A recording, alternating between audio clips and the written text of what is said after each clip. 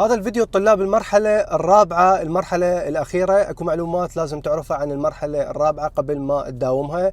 المعلومة الأولى أنه المرحلة الرابعة هي مرحلة المعركة الأخيرة. نعم، المعركة الأخيرة اللي راح تخوضها بالجامعة هي المرحلة الرابعة، فلازم تتحزم لها وتحسمها وتنتصر بها، وأكيد إن شاء الله كلكم راح تنتصرون.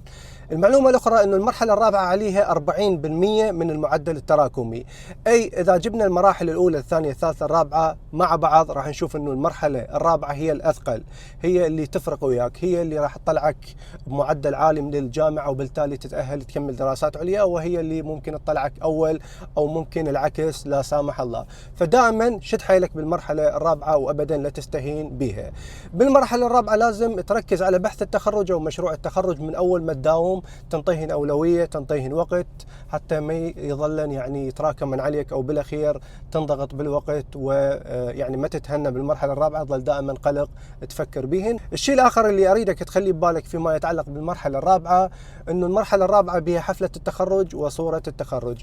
هذن الأشياء مو أولوية، هذن الأشياء ما يصير يخربن علاقتك بزملائك، هذن الأشياء ما يصير يأثرن على مستواك الدراسي. صورة التخرج يا جماعة وحفلة التخرج هي ساعة، لا تخلي ساعة تأثر على مستقبلك، تأثر على علاقتك بزملائك، تأثر على مستواك الدراسي.